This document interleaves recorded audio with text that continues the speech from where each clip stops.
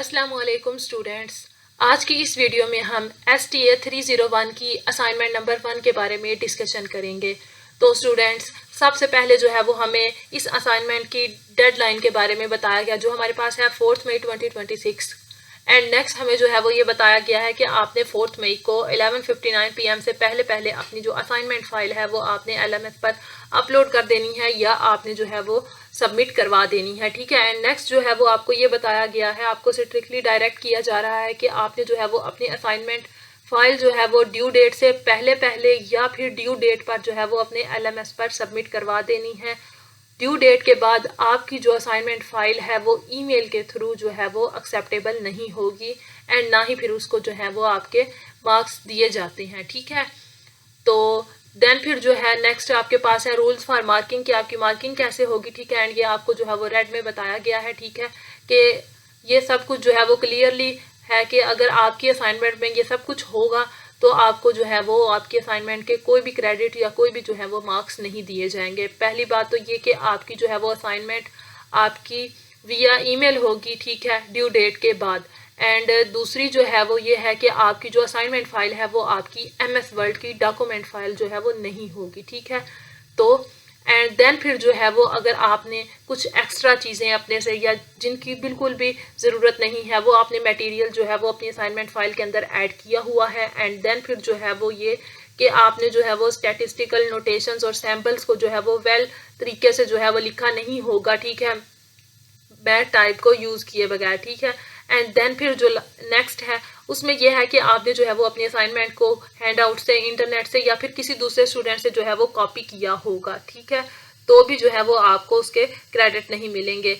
उसमें फिर जो है वो आपको पता है प्लेजरिज्म आ जाता है एंड जो है वो सेम का भी इशू आ जाता है। ठीक है। एंड नेक्स्ट जो है वो ये कि आपका जो है वो सब्जेक्ट का जो मीडियम है वो आपका इंग्लिश है, तो आप जो है वो इसकी असाइनमेंट को इंग्लिश में ही अटेम्प्ट करें। आप इसको जो है वो उर्दू या फिर रोमन उर्दू की तरफ जो है वो मत जाएं। ठीक है। तो स्टूडेंट्स, मोस्टली केसेस में ये होता है कि आपको जो है वो मोस्टली असाइनमेंट्स के लिए जो है वो 24 आवर्स का ग्रेस टाइम जो है वो प्रोवाइड किया जाता है, ताकि अगर आप जो है वो पहले वाले टाइम में जो है वो अपनी असाइनमेंट कंप्लीट नहीं कर सके या आपका जो कोई कनेक्टिविटी का इशू था या आपका कोई और इशू था, तो आप जो है वो उसको 24 आवर्स का ग्रेस टाइम लेकर जो है वो अपनी असाइनमेंट को सबमिट करवा सकते हैं। ठीक है। तो नेक्स्ट जो है ये नीचे कुछ इस तरह लिखा हुआ है कि आपने जो है वो सिर्फ अपने हैंडआउट्स पर जो है वो रिलाई नहीं करना, आप कुछ बुक्स, आर्टिकल्स वगैरह जो है वो भी रीड आउट कर सकते हैं। नेक्स्ट हमारे पास जो है ऑब्जेक्टिव्स ऑफ दिस असाइनमेंट, इसको रीड आउट कर लेते हैं। The objective of this assignment is to enable students to apply fundamental descriptive statistical techniques, including the construction of frequency distributions, creating of stem and leaf charts, and calculation of the mean in order to organize, summarize, and interpret real world data effectively. ठीक है। तो hope so आपको जो है ये आपके assignment का objective जो है वो अंडरस्टैंड हो गया होगा। नेक्स्ट हम जो है वो क्वेश्चन 1 की तरफ मूव ऑन करते हैं। हमारे पास जो है वो क्वेश्चन नंबर 1 ये है, रीड आउट करते हैं इसको। The following data shows the daily income in rupees of 40 workers.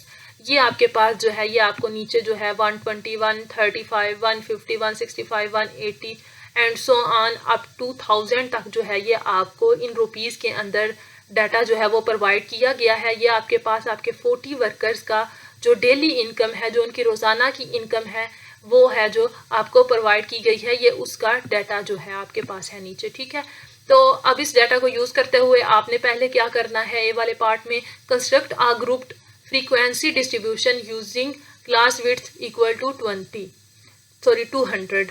तो आपने क्या करना है, आपने इस डाटा को यूज़ करते हुए आपने एक ग्रुप्ड फ्रीक्वेंसी डिस्ट्रीब्यूशन जो है वो कंस्ट्रक्ट करनी है, जिसमें आपकी क्लास विड्थ जो है वो 200 होगी। ठीक है।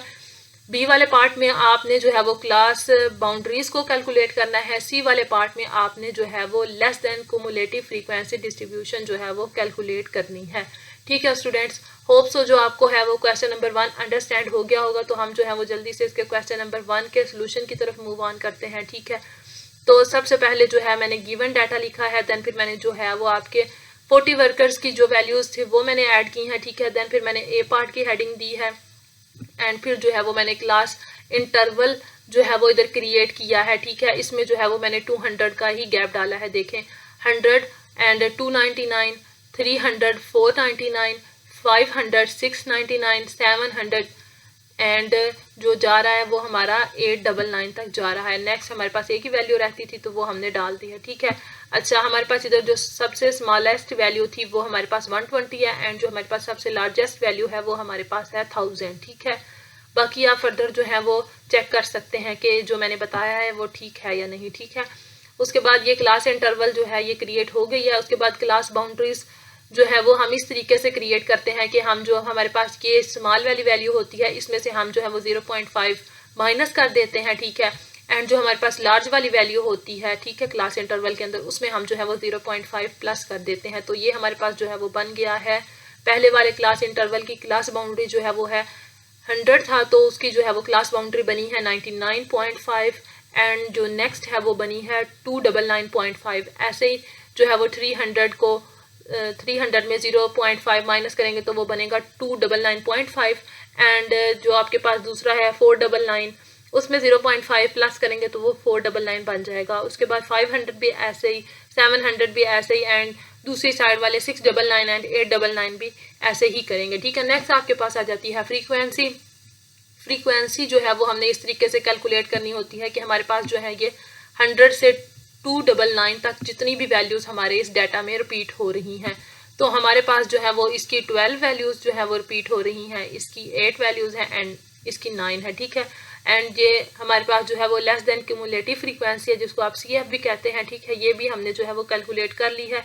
अच्छा स्टूडेंट्स, मैं लास्ट में जो है वो आपको इसके फार्मूलाज भी दिखा दूंगी, ठीक है, कि किस तरीके से आपने जो है वो less than cumulative frequency calculate करनी है एंड फ्रीक्वेंसी को किस तरह कैलकुलेट करना है, क्लास बाउंड्रीज को किस तरह कैलकुलेट करना है, ठीक है। तो आपने जो है वो अभी फ़िलहाल जो है वो सिर्फ वाच करना है, ठीक है। देन जो है हमने फ्रीक्वेंसी को ये प्लस करके हमने जो है वो इधर राइट डाउन कर दिया है। ये हमारी टोटल फ्रीक्वेंसी जो है वो, आप सबको पता है कि आपके वर्कर्स 40 हैं तो आपकी फ्रीक्वेंसी भी जो है वो 40 हो रही है। बस हमने जो है वो ये वैल्यूज़ का अलग अलग से जो है वो हमने निकाल लिया है, ठीक है। नेक्स्ट जो है हम नीचे मूव ऑन करते हैं। हमारे पास क्वेश्चन 2 है। पहले हम जो है वो फाइल से जाके क्वेश्चन 2 रीड आउट करते हैं। तो इधर से नीचे स्क्रॉल डाउन करते हैं। अच्छा, क्वेश्चन 2 हमारे पास जो है जिसके हमारे मार्क्स जो है वो है 3। तो इनको रीड आउट करते हैं। Construct a stem and leaf plot for the given data. आपने जो है इस डाटा को यूज़ करते हुए स्टेम एंड लीफ जो प्लॉट है वो आपने कंस्ट्रक्ट करना है, ठीक है। तो हम जो है वो सोल्यूशन फाइल की तरफ जाते हैं यहाँ से, ठीक है। ये आपके पास डाटा है, ठीक है, एंड ये जो है वो आपने स्टेम एंड लीफ जो है वो प्लॉट क्रिएट कर लिया है, ठीक है। स्टेम 1 जो है वो हमारे पास 1 है, इसमें हमारे पास लीफ क्या है 1 2 4 5 8 9। 2 में हमारे पास है 2 4 5 7 9। 3 में है हमारे पास 1 2 3 5 8। 4th में हमारे पास है 1 4 7 9, ठीक है। ये हमारे पास स्टेम एंड उसके लीफ जो है वो हमारे पास आ चुके हैं। नेक्स्ट जो है वो हम आगे क्वेश्चन नंबर 3 की तरफ मूव ऑन करते हैं। क्वेश्चन नंबर 3 को रीड आउट करते हैं। क्वेश्चन नंबर 3 हमारे पास क्या है, the following data shows the marks obtained by 25 students in our test. ये हमारे पास जो है वो 25 स्टूडेंट्स ने मार्क्स लिए हैं, ठीक है, एक टेस्ट के अंदर, ठीक है। तो यहाँ पे हमारे पास मार्क्स हैं जिसको हम क्लास इंटरवल भी कहते हैं। 10 20 20 30 10 के गैप से जो है वो हमारे पास क्लास इंटरवल हमारी क्रिएट हुई है। 30 40 40 50 50 60 एंड फ्रीक्वेंसी भी ये जो है हमें कॉरेस्पॉन्डिंग प्रोवाइड की गई है। नेक्स्ट देख लेते हैं इसमें हमने करना क्या है। इसमें हमने सबसे पहले क्या करना है, construct relative frequency of each class interval, ठीक है। एंड नेक्स्ट बी वाले में हमने क्या करना है, कैलकुलेट द अरिथमेटिक मीन, ठीक है। तो हम जो है वो इसके लिए भी सोल्यूशन फाइल की तरफ मूव ऑन करते हैं। ये हमारे पास क्वेश्चन 3 है जिसके हमारे पास जो है वो 7 मार्क्स हैं। तो इसका हम जो है वो देख लेते हैं। क्लास इंटरवल हमें प्रोवाइड की गई थी वो हमने वही राइट डाउन कर लिया। फ्रीक्वेंसी भी जो है वो हमें प्रोवाइड की गई थी, हमने जो है वही जो है वो राइट डाउन कर ली है, ठीक है। उसके बाद अब जो है वो हमने क्या करना है, हमने मिड पॉइंट को जो है वो फाइंड करना है, ठीक है। तो यहाँ मैं आपको ना सिस्टम का कैलकुलेटर ओपन करके मैं आपको जो है वो ये मिड पॉइंट कैलकुलेट करना जो है वो मैं आपको बता देती हूँ। यहाँ से हम जो है वो कैलकुलेटर ओपन करते हैं। इसको मैंने ओपन कर लिया है। इसको थोड़ा हम मिनिमाइज करते हैं। ये क्या हो गया है, इसको 1 मिनट इसको सेट करते हैं। यहाँ से इसको जो है वो थोड़ा सेटल डाउन करते हैं, यहाँ से इसको मिनिमाइज करते हैं, तो ये हमारे पास इस तरह की फॉर्म हो गई है। ठीक है, अब हम थोड़ा सा इसको इधर कर लेते हैं। तो हमने मिड पॉइंट के लिए क्या करना है, हमारे पास जो स्मॉलेस्ट वैल्यू होगी एंड जो हमारे पास लार्जेस्ट वैल्यू होगी, ये हमारे पास है 10, इसको हम प्लस करेंगे, इसमें 20 हमारे पास लार्जेस्ट वैल्यू जो है वो है 20, तो हमने इसको प्लस किया तो हमारे पास जो है वो आ गया है 30 एंड देन हमने इसको डिवाइड कर देना है 2 से, तो हमारे पास जो है वो मिड पॉइंट आपका आ जाएगा। ठीक है, आपने जो है वो सारे मिड पॉइंट इसी तरीके से फाइंड आउट करके चेकआउट कर लेने हैं कि मैंने जो है वो ठीक कैलकुलेट किए हैं या नहीं। ठीक है, उसके बाद फिर ये है f क्रॉस x। ठीक है, ये हमारे पास जो ये वाला है ना x, ये हमारे पास मल्टीप्लाई है। ठीक है, ये हमारे पास x है, इसको हम चेंज करते हैं, अगर ये हमारे पास x हो जाता है, बट ये x भी जो है वो मल्टीप्लाई की ही फॉर्म में आ रहा है। ठीक है, तो fx पे हमने क्या किया है, ये हमारे पास जो फ्रीक्वेंसी की वैल्यू थी एंड जो हमारे पास मिड पॉइंट की जो हमारे पास वैल्यू आई है, इन दोनों को हमने f क्रॉस x किया है, तो हमारे पास ये दोनों वैल्यूज़ जो है वो मल्टीप्लाई हो जाएंगी। 15 3 हमारे पास 45 होता है, 25 5 126 होता है, सॉरी 125 होता है, 35 9 आपके पास 315 होता है। ठीक है, आपने इसको भी जो है वो प्लस कर लेना है। अब ये जो है समेशन का साइन आया है, ये मैं आपको बताती हूँ कहाँ से आया है। सबसे पहले आपने इधर इंसर्ट में जाना है, इंसर्ट में जाने के बाद आपके पास ये जो है यहाँ पे सैम्पल्स होता है एंड इक्वेशंस होता है। ठीक है, यहाँ इक्वेशंस पे आपने क्लिक करना है। ठीक है, इक्वेशंस पे क्लिक करते हैं हम, अब क्योंकि ये इधर पहले ही प्री ऐड है तो ये जो है वो इधर नहीं होगा, मैं आपको जो है वो नीचे दोबारा से एम्प्टी स्पेस पर बताती हूँ। ठीक है, तो ये आपके पास जो है ये सारी आपने f क्रॉस x जो है ये आपके पास जितनी भी आई हैं इन सबको आपने प्लस कर दिया है। सुमेशन fx इक्वल टू 865 आपके पास आ गया है। देन आपके पास जो है वो रिलेटिव फ्रीक्वेंसी आई है, relative frequency f over n आता है। ठीक है, तो हमारे पास जो है वो टोटल हमारे पास 25 थे। ठीक है, number of students I think so obtained marks, इधर से हम देखते हैं, एक बार क्वेश्चन फाइल से चले जाते हैं। ठीक है, तो ये देखो हमारे पास क्या है, shows the marks obtained by 25 students, 25 students है ना, तो यहाँ जो है वो हमारा n जो है वो 25 ही रहेगा। ठीक है, f हमारे पास ये फ्रीक्वेंसी आती जाएगी। ठीक है, और n हमारे पास जो है वो हमारा ये 25 स्टूडेंट्स के नंबर जो है वो आते जाएंगे। ठीक है, इनको आपने डिवाइड करना है, तो ये आपके पास जो है ये आपके पास जो है वो आपकी रिलेटिव फ्रीक्वेंसी आ गया।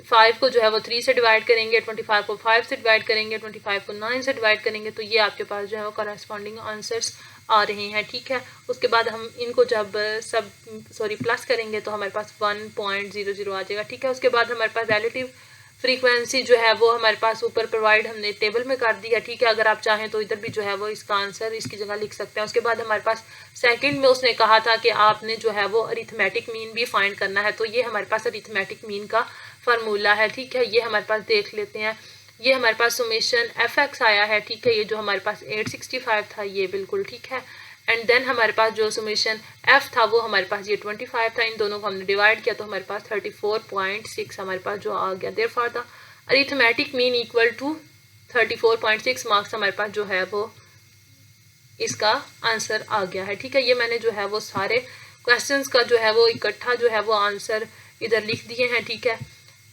तो रिलेटिव फ्रीक्वेंसी भी कैलकुलेट हो गई हैं, ये भी जो उन्होंने कहा था वो भी कैलकुलेट हो गया है, एंड ये भी सारा जो है वो क्लास बाउंड्रीज भी और ये फ्रीक्वेंसी डिस्ट्रीब्यूशन भी जो है वो कंस्ट्रक्ट हो चुकी है, अरिथमेटिक मीन भी आ चुका है। ठीक है, वो सारा जो है वो आपने ऊपर देख लिया है, मैंने आपको समझा भी दिया है। ठीक है, होप सो आपको समझ आ गई होगी। अब हम जो है वो नीचे फार्मूलाज की तरफ मूव ऑन करते हैं। मैंने आपको वीडियो के स्टार्ट में कहा था कि मैं आपको लास्ट में जो है वो फार्मूलाज बताऊंगी, तो हमारे पास जो है ये मिड पॉइंट का फार्मूला मैंने आपको बताया था। Lower class limit and upper class limit को जो है वो प्लस करके आपने 2 से डिवाइड कर देना है। रिलेटिव फ्रीक्वेंसी का फार्मूला है हमारे पास, ऊपर f आ जाएगा, नीचे समेशन f आ जाएगा। ठीक है, तो ये रिलेटिव फ्रीक्वेंसी का फार्मूला बन जाएगा।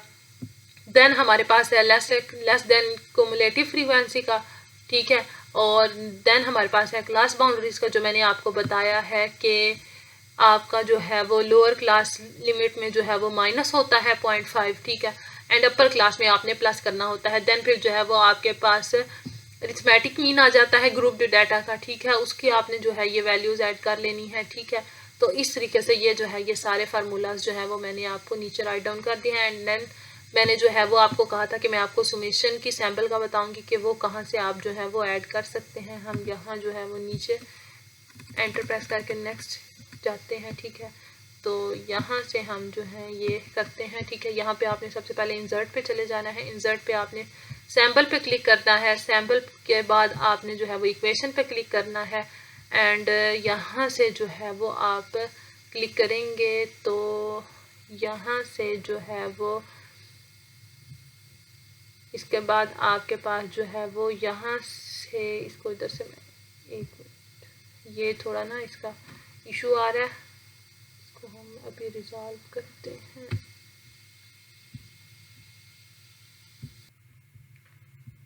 अच्छा, तो यहाँ से इंसर्ट से ही हमने जो है वो इसको एक मिनट इसको करते हैं इंसर्ट से, देन फिर यहीं से इसको जो है वो इक्वेशंस करते हैं एंड यहाँ पे इक्वेशंस के बाद जो है वो यहाँ पर हमने जो है वो समेशन डाल दिया है। देन हमारे पास एफ़ था, हमने एफ़ भी ऐड कर दिया। देन एक्स है तो एक्स करके जो है वो इस तरह इक्वल टू करके आप जो है वो 25, 84 जितनी भी आपकी वैल्यूज़ हैं वो आप ऐड कर सकते हैं। होप सो आपको जो है वो समझ आ गई होगी। अगर आपका कोई भी फर्दर असाइनमेंट के रिलेटेड कोई भी क्वेश्चन है तो आप जो है वो कमेंट बॉक्स में पूछ सकते हैं, ठीक है। एंड आपने जो है वो असाइनमेंट को सबमिट करने से पहले ये जो है आपके पास एक मिनट यहाँ से जो है वो अपनी जो है वो ये इंस्ट्रक्शंस जो हैं वो आपने ये वाली मस्ट पढ़ लेनी है। मैंने आपको वीडियो के स्टार्ट में भी रीड करके बताई हैं, बट फर्दर हो सकता है कुछ मुझसे मिस हो गया हो, बट आपने जो है वो एक बार फिर से ये रीड आउट कर लेनी है एंड आपने कोशिश करनी है कि आप जो अपनी असाइनमेंट फ़ाइल को कॉपी बिल्कुल भी ना करें। मतलब कैलकुलेशंस तो सेम ही होंगी बट कॉपी लिखने का स्टाइल थोड़ा चेंज कर लें। लाइक जिस तरह मैंने इस फाइल के स्टार्ट में कुछ इस तरह करके लिखा है कि कोर्स ये है, टोटल मार्क्स इतने हैं, डेडलाइन ये है, गिवन डाटा ये है, इसको आप थोड़ा सा चेंज कर सकते हैं। आप सोल्यूशन ऑफ असाइनमेंट 1 लिख सकते हैं या आप अपने ऊपर LMS वाली ID लिख लें। मतलब इस तरह करके जो है वो थोड़ा वे आप चेंज कर लें, थोड़ा स्टाइल आप चेंज कर लें, तो इस तरीके से जो है वो आपका थोड़ा डिफरेंट हो सकता है, ठीक है स्टूडेंट्स। तो होप सो आपको जो है वो असाइनमेंट फ़ाइल की समझ आ गई होगी एंड सोल्यूशन की भी समझ आ गई होगी। बाकी अपना जो आपका कोई भी फर्दर क्वेश्चन है वो आप कमेंट बॉक्स में पूछ सकते हैं। वीडियो को हम जो है वो यहीं पे एंड करते हैं। मिलते हैं नेक्स्ट हेल्पफुल वीडियो में, तब तक अपना ख्याल रखिएगा एंड मुझे दुआ में याद रखिएगा। नेक्स्ट वीडियो तक के लिए अल्लाह हाफिज़।